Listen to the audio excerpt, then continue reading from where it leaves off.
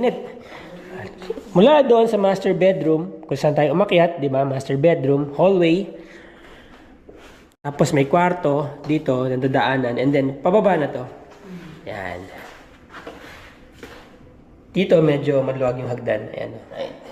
Pasensya na kayo sa boses ko. Medyo ang init kasi. Sumusumpong na naman yung aking allergy.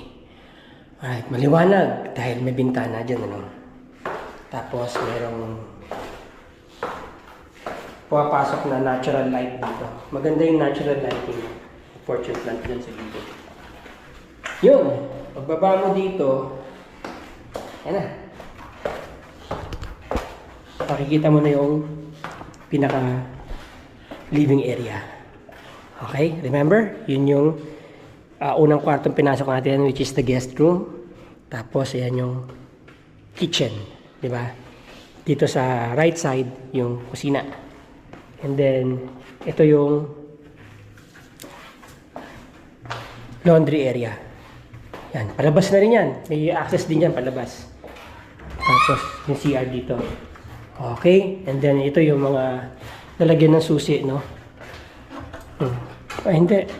Breaker din pala to. Sorry yan, breaker. Oo. Ito, mga breakers, no? Mga tungkol sa kuryente, andyan, no? Okay. May blueprint naman siguro dito. Kaya malalaman nyo rin yan. Tapos yun, merong service panel dito. Alright. Oh, labas na tayo. Okay. Yun. Ikutin naman natin ngayon sa labas, no? This time, nauna yung loob. Tignan naman natin kung anong meron sa paligid ng bahay na to. Di ba?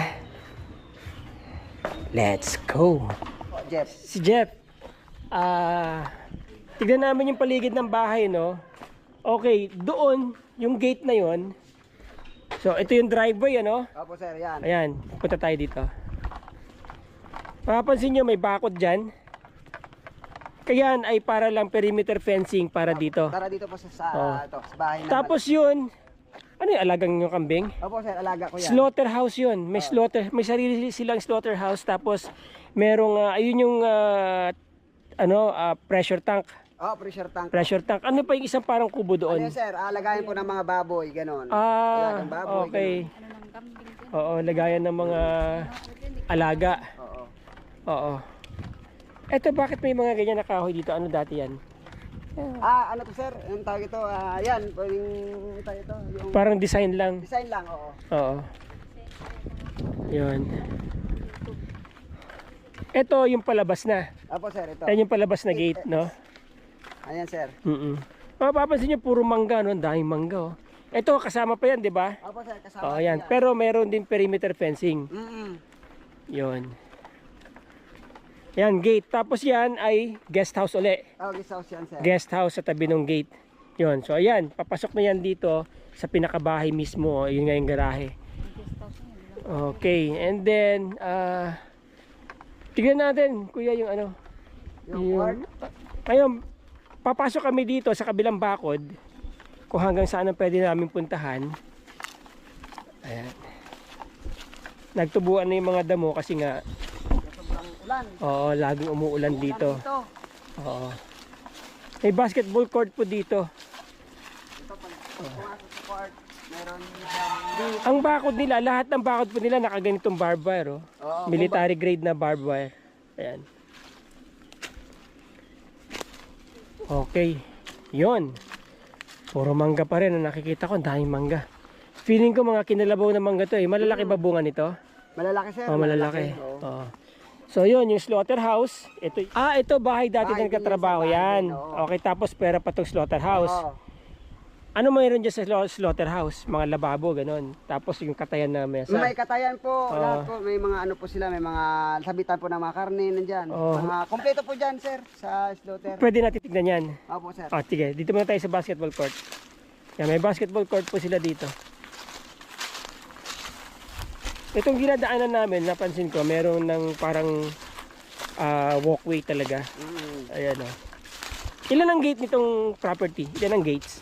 Bali po, ang gate dito, sir, ito lang. Wala pong gate dyan, sir. Wala pong lusutan dyan. Walang gate dito. Wala. Ano Dalawa, po yan, sinakpan po ng yero. dalawa lang talaga ang gate dito. Yan, ano to naka-elevate yung basketball court nila oh. Tsaka hindi lang basta basketball court, meron ding volleyball court. Volleyball court, tennis Oo. court. Okay to Ang gandang bilaran ng palay ito. Ayan.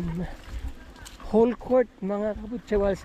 Tapos ayan may backdrop ng bundok doon sa likod Maganda. nito. Oo. Ayan Pwede pala tayo magpalipad dito ng drone at makita natin yung pinakabakod nyo doon. Oo. Ayan, ito yung susundan na bakod. Mm. Dire-diretso yan doon. Tapos sabi mo nga, pagdating doon may ilog na. Mailog. Oo. Tapos, ito na, kalsada na yun dito. Kalsada na, oo. Kalsada na yun nandyan. Okay. Square talaga yung property, Mm-mm. Hindi na tayo pupunta dyan sa kaloob-looban dahil masukal na po. Pero meron daw dyan puno ng kasoy, puno ng bayabas. Kaya kagaya niya, may nakikita ko puno ng kasoy. Puro yan kasuya. Dito sir, dito sir, puro kasuyan yan. Puro kasuyan yan. Kasuyan dito. Mga ilang kasoy? Mga nasa, di ko na alam sir kung mga nasa 80 piraso. 80? O ganun. Ibig sabihin, ang daming buto niyan. Ano ginagawa niyo sa buto? Wala, binalo lang po sir. Hindi niyo hina-harvest? Hindi niyo binibenta? Binibigay po namin sa sa may-ari. May-ari. So iyon yung bahay, di ba? Pumaganon tayo. May bakod na ba dyan sa gilid? May bakod na dyan, Doon po, Sa sir, kabila niyan, iba na may-ari. iba na po. Oo. So ito, dire-diretso pa ganun hanggang doon sa may bundok. Yun na yung property. Alright, hindi na tayo papasok, no? Alright. Ang luwag ng property.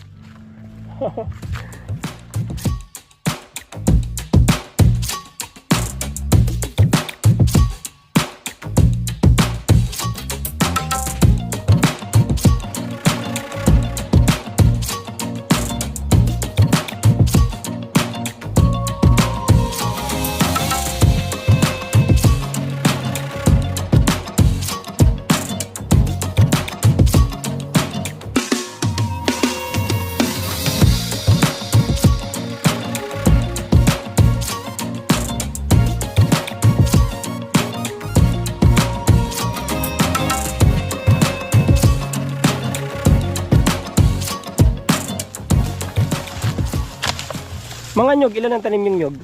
Marami sir. Di pa alam sir kung nasa 20 sa puno sir. Marami pa ikot yan sir eh. Malapit na mamunga, no? Malapit na. Sininisan ko na nga yan eh. Kasi inaano ko pag magbubungan na eh. Tapos ito puno ng duhat. Oh, ito, duhat. Ayan, mga kasoy pa yan sir. Kasoy pa yan. Ayun, kasuyan din doon, pababa. Kasuyan din dyan. Parte doon, kasuyan. Papunta doon sir, kasuyan yan. Yan to, tangke. Tangke ng tubig yan. Motor, ano din yan. Ibig sabihin ng bakod nyo pala, hanggang doon, part pa rin yan, Kasama pa yun doon. Sakop yan, papunta doon sir. Papunta doon. Okay. Tapos ito, Ito, ang bahay yan, bahay sir. bahay. Ang slaughterhouse, ito. Ayan, slaughter yan. Diyan kumakatay. Siguro halal kasi yung kinakatay nila kaya may sarili silang slaughterhouse. No? Ayan, may slaughterhouse dito. Ayan, Oops!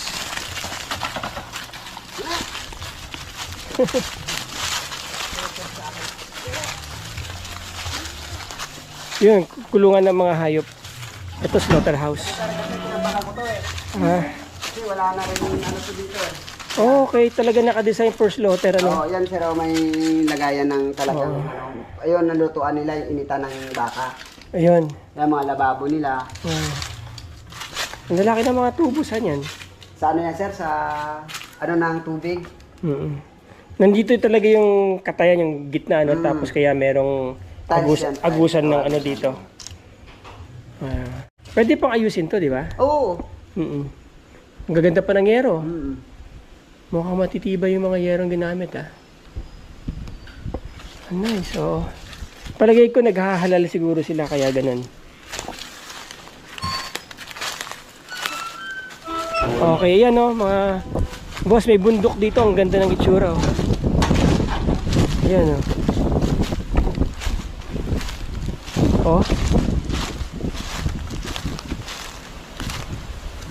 Now, merong ilog dyan, ano? Yung ilog dyan. May ilog dyan. Yan mismo sir, sa may kahoy. Yung kahoy na yan sir na malaki na yan. Yung doon sa may dulo. Ah, yung malaking punong kahoy na yun. Oo, yan. Oo. Nandun yung bakod. Oo, nandun yung bakod. Papunta doon. Oo, pa ganyan. Yun, Tapos, may paikot kawayan. doon. Ang kawayan na yun sir, nakatayo ng kawayan na yan. Oh, Doon yun. yan pa yung bakod. Yun. yun. Okay, may bakod din doon. Oo, pag ganun ang bakod yan sir, pag ganun. Hindi makikita sa taas kasi makapal na, no? Mm. Makapal ng vegetation. Tapos, yan, pag ganun, Oo, pag ganun. paikot doon. Paikot, pag ganyan. Yun. Para palang bumuka yung property, Mm. no? Pag ganun. Yun ang property po, yung 5 hectares na yan. Yan, pag ganyan. Hanggang doon, nandoon yung basketball court na pinuntahan natin kanina. Yan. Dito, medyo open space na dito. Actually, pwede na palang ipa-clearing to kung magtatanim ng mga gulay o mga seasonal crops, no? Pwede palang i-clear yan kasi may source din ng tubig doon, Mm. no? May mga nakabaon na tubo dyan. Oo, may nakabaon sir. Ayun. Yan. So yan, meron pala silang area na pwedeng tanim. Depende siguro, mga 1 hektarya din mahigit yan, ano? Ayan sir, puro kasoy yan ha, yung nakatumpok na mga baging na yan. Ay, may mga bagay na yan, puro kasoy yan. Kasoy din yan sir ha, kasoy din pa yan. Ibig sabihin, pababa pala yan? O, pababa sir. Okay, pababa pala dito. Kasuyan din yan sir, sa baba. Kasuyan din pala sa baba. Ah, ito yung bakod. Yan, bakod yan, dito din sir. Diretso doon. Oo. Tapos, yan yung dulunan niya, yung kawayan dyan sir o. Dito yung kawayan o. Yan yung kawayan na yun sir o. Yan, hanggang dyan yung bakod, ayun, nasa may kawayan na yan. Okay, Yan, pag ganon, diretso. Yung kawayan. thank you. Okay, ito yung ano, may bakod. Talagang naka-fence po yung perimeter, buong perimeter na halos 5 hectares nakabakod. Ayun sir, pasukin pa natin. Hindi na, okay na ako dito. Basta nandyan na yung ano, may ilog dyan. Oh, ilog. Ayan sir, ilog. Oo. Ayan ang kawayan na yan po. Yan ang pinakadulo nito. Anong kawayan yun nandun sa unahan? Oh, sa may unahan po. Ayun. Yung kabila nun, yung punong malaki doon ng akasya, hindi nakasama yun. Hindi nakasama yun sir. Ayun na, yan na yung bakod niya, papunta na doon. Diretso na doon. Alright. Dito maganda pa maglagay ng bahay dito, meron kang view ng bundok. Di ba? Kung nakabakod talaga yung buong property, pwede rin gawing parang mini subdivision to eh. Yung 46,000 square meters, let's say around mga 40,000 square meters dyan, pwedeng gawing ano, parang mini subdivision, ano, or i-subdivide. Tapos, parang isang resort na time sharing, yung mga gustong pumunta ng probinsya, di ba, ito yung pinaka jump off point nila. Pwedeng hati-hatiin yan sa tag 200 square meters or 300 square meters, ang dami nun pag nagkataon. Di ba? Parang isang private subdivision. Laki ng kit, no? Pwedeng pumasok sa sakyan pala eh. Malaki yan sir oh. Sakyan. Alright, ikot tayo dito sa likod ng bahay, no? Mga gaano karami ang tubig yung tangke na yan? Siguro tingin ko mga ano to, 2,000 liters siguro to. Mga 10 drum. 10 drum, no? Namumunga na ito mga kalamansi. sir, bunga na. Naabutan mo na yan dito. Oo, nabutan ko na yan sir. Ito, yung side ng bahay, oh.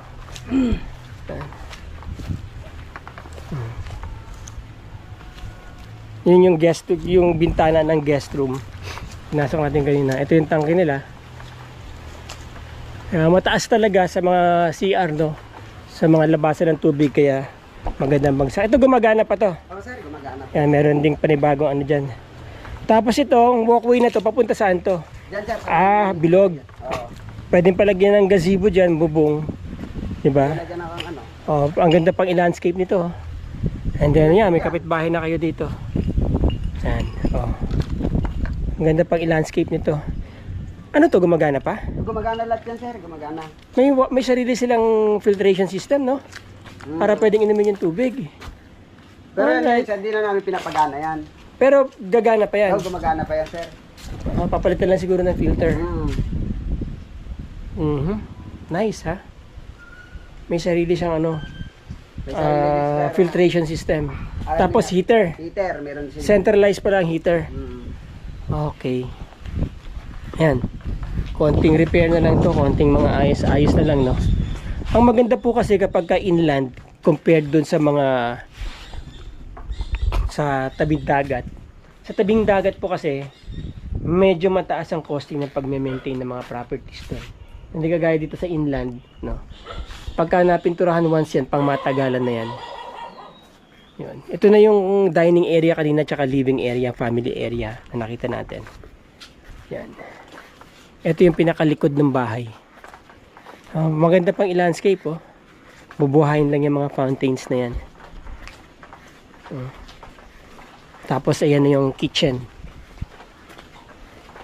Meron ng tubig dyan, diba? Pag mga heavy workload, nahugasan. Yan. Napapansin ako may mga bilog-bilog na ganito, no? Ano kayang plano ng may-ari dyan? Siguro lalagay niya ng parang gazebo, maganda, bilog din.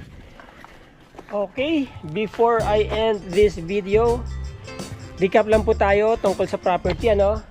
Again, this property, yung total area po ng property ay nasa 46,416 or 4.6 hectares, ano po? Selling for 50 million, kasama na tong main house, syempre. At may slaughterhouse, may mga guest houses, mayroong bahay para sa security, sa staff, sa mga maids, sa mga helpers, ano po. Merong tennis court, basketball court, basically yung area na yon pwede nyo pong gawing outdoor court. Tapos itong main house, meron po siyang 7 bedrooms, 7 toilet and bathrooms, ano po. May basement po yan, hindi lang po natin nakita kanina, nakalimutan kong puntahan, pero may basement po yan na pwede nyong gawing kwarto rin or man cave, you know. Meron pong salon, di ba? Merong pantry, may grand hall, isa nyo pagpasok nyo. Merong family living room, TV room, ano, meron pong dining area, ganda ng mesa, bilog. I think kasama na po 'yon. Tapos meron po siyang attic, ano, sa taas, merong salamin. Okay, may mga balconies, no? May 2 Juliet balconies. May veranda, magandang pagkaka-tiles. May laundry area, merong driver's quarter dito. Okay, so basically this is a luxurious ranch, no? At nakikita ko dito, napakagandang gawin dito. Kung merong mga investors, siguro gawin isang parang private subdivision, di ba? Merong mga tig 200 or 300 square meters na properties dito sa loob. Tapos minamanage lang sila dyan. Pinaka jump off point nila kapag pupunta sila halimbawa ng Zambales, pag mag-iikot sila dito kasi napaka-crowded na ng Zambales, especially kapag alam niyo na, kapag Holy Week, no, ang daming gustong pumunta ng probinsya. Ngayon, kung meron ka ng parang bahay dito na pwede mong puntahan, at the same time pwede mo ring iparent via Airbnb, pwede rin po ito maging parang campsite, pwede itong maging isang nature park resort. Maraming pwede pong gawin dito dahil napakaganda po ng location ng property na to. Nasa middle siya ng 3 town, San Antonio, Zambales, San Marcelino at saka Castillejos. Itong barangay Nagbayan, okay? Halos nasa nasa boundary. From here, napakalapit lang ng hospital, may access po papuntang hospital ng San Marcelino, District Hospital, about 20 minutes, andun na po kayo. Tapos palabas ng bayan dito sa Castillejos, mga ganun din, 20 minutes, nasa downtown Castillejos na po kayo. San Antonio, papunta ng San Antonio, Pundakit, yung isa sa mga sikat na mga resorts dyan, ay about 25 minutes, 30 minutes, andun na po kayo. Hindi nyo na kailangan lumabas ng National Highway, marami na pong access roads papunta dito at palabas sa area na to. Now, from Manila, this is around 3.5 or 3 hours, sabihin na natin, average. Pwede nyo kunin to ng 2.5 hours kasi Castillejos is next to Subic. And Olonga po, Subic na. So, kung lalabas po kayo ng SBMA, lalabas kayo ng Calaklan Gate, within 30 minutes, given na maganda yung flow ng traffic, andito na po kayo. Alright, so yan. Kung interesado po kayo sa property na to at meron pa kayo mga ibang katanungan, pwede ko po kayong i-connect doon mismo sa may-ari ng property. Nandyan po yung aking contact numbers. Yan po yung aking Globe, Viber, WhatsApp. Yan din ang aking email ad, ang aking Facebook link. Nandyan po sa description. Basically, lahat po ng aking contact details nandyan po sa description. DM nyo ako, PM nyo ako, text nyo ako, chat nyo ako. Sasagutin ko po kayo within 24 hours. And I hope nag-enjoy kayo sa video na to. Maraming salamat po. Till the next video. Ciao.